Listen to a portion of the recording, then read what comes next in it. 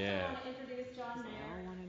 John is the executive director of CALI, which is the what that is, the Center for Computer Assisted Legal Instruction. They're here to help all of you. It is a nonprofit consortium of almost all Of the U.S. government. law schools. And John himself has a BS and MS in computer science. And he's been working in legal education and technology for over 30 years. Why don't you come on up here, John? Over 30 years. Oh. Why did I put that in my bio? Hi, my name's Elmer Masters. I'm just reading the slide. Sorry, there we go. No, I'm John Mayer. Elmer apologizes for not being able to be here to speak. He caught a bug and he decided he didn't want to share it. He didn't want that to go viral. Let's put it that way. I'm here to talk about tools you can use in the classroom right now today. Elmer, I sort of cadged from Elmer's slides and added my own little flair because I can't help but to tinker.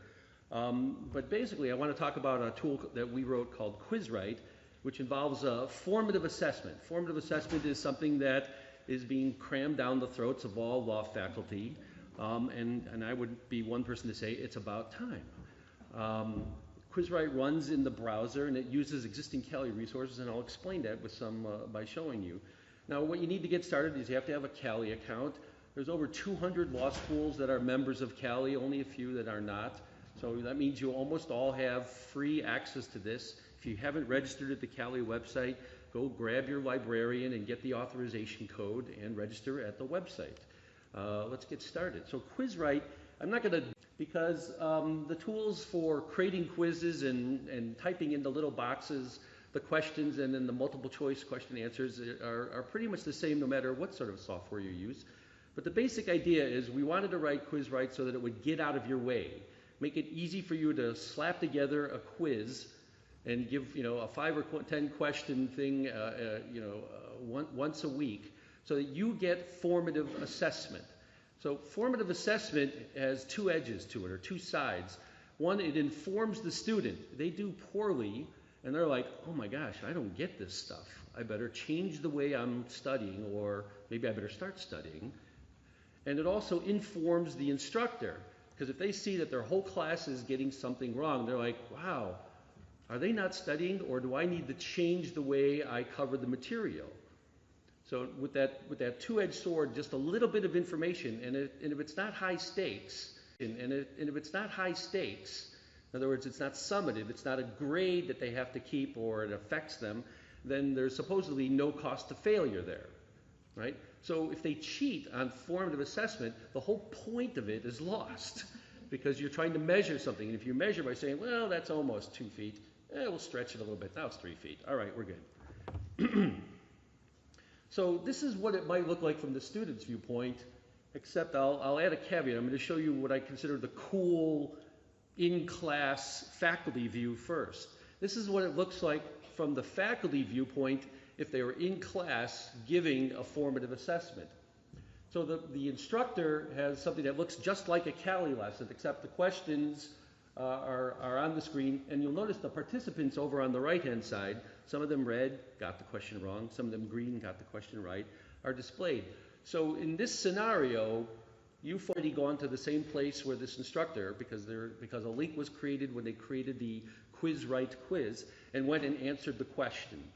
Now, there's a button that you can barely see there that says reveal names. In this case, it's been checked, so the names are revealed.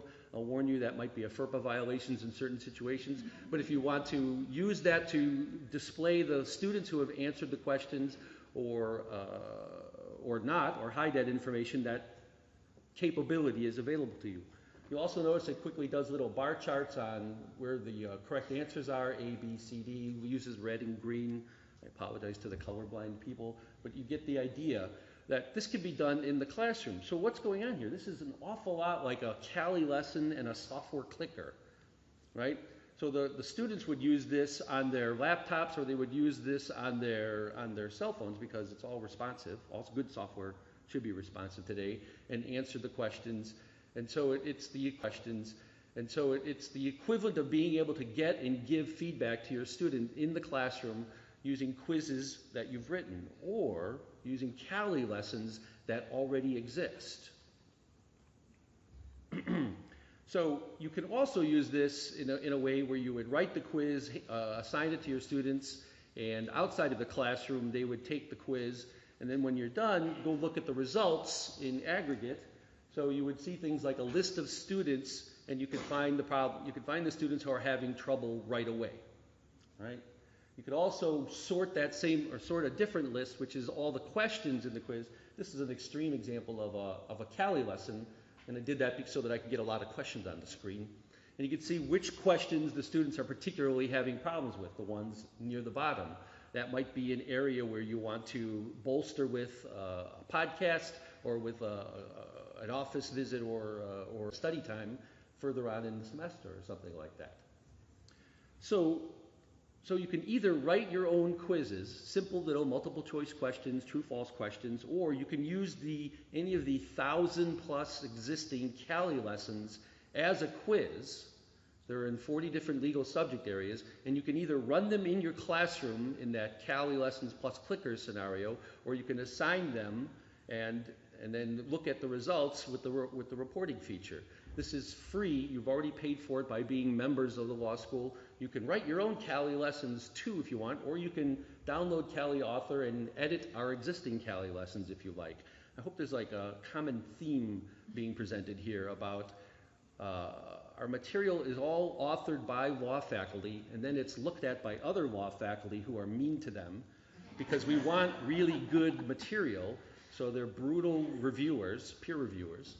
We also publish a 70+ and a growing number of podcasts in sales and contracts and other subject areas, and we are publishers of casebooks. Did you know that we were publishers of casebooks? Who didn't know we were a publisher of casebooks? Oh, okay, a couple of you, thank you very much for raising your hand. So I pay law faculty money to write casebooks, and then I give them away for free. I feel like Santa Claus. But it's not about the money. I swear to God, it's not about the money. It's about the fact that if you get an electronic version of our materials, you can download the Kindle or the Mobi version, that's for the iPad or for your Android phone, or you can download the PDF version, or you can download the Microsoft Word file, because if you're a faculty member and you don't quite like the way they've written that book, and who likes the way somebody else has written their casebook, you can rearrange it any way you want, or delete things out, or put marginalia in there. Student, you can download the Microsoft Word version and take your notes right in the book. That was something that we were literally doing back in 1992 with a piece of software called, and how many people remember, Folio Views? Oh man, you guys are old. All right. So and the final thing is, because I know that you're in a room full of old people, you'll notice I've put up a book here with 423 pages in the PDF. You see at the bottom, you can buy a paper copy of that book, if you insist, at lulu.com for $14.48. That doesn't include shipping, by the way, so it's about $20 to get a 500-page book. So these books are written by law faculty, peer-reviewed by other law faculty, and we're looking for more authors. Want to make some money? Send me an email, all right? By the way, we don't have any books about teaching technology to law students, so that's an opportunity for this room, right? And I will mention that we have a website called techforlawstudents.classcaster.net, in which I've been asking people to send me their syllabi if they teach such a class. And we've collected over 30 syllabi there if you want to see how other people are teaching. In other words, we are all stronger when we can steal great ideas from smarter people around us. Who said that? I did. All right. Finally, if you want to start from a casebook that somebody else has written, you can clone that book at another website we've created called lawbooks.cali.org. The tagline for that is Rip, Mix, Learn. So you can take an existing book, make changes to it as extensive as you want, and then republish it back to those Mobi, PDF, and I'm not sure about Word, but I'll say it and get in trouble for it later, into those Word formats. I hope that's the theme that I'm trying to get here is we produce stuff of high quality, nonprofit, 501c3, We work with over 300 law faculty as authors and as reviewers, and then we give it back to you to mess around with if you don't quite like it the way that we produced it. Because we think that's how we're going to get to the best education possible, not by closing things off or restricting it with DRM rights or some other thing that will protect our monopoly in it. So that's all I got to say, or that's all Elmer has to say, I'm done. All right, thank you.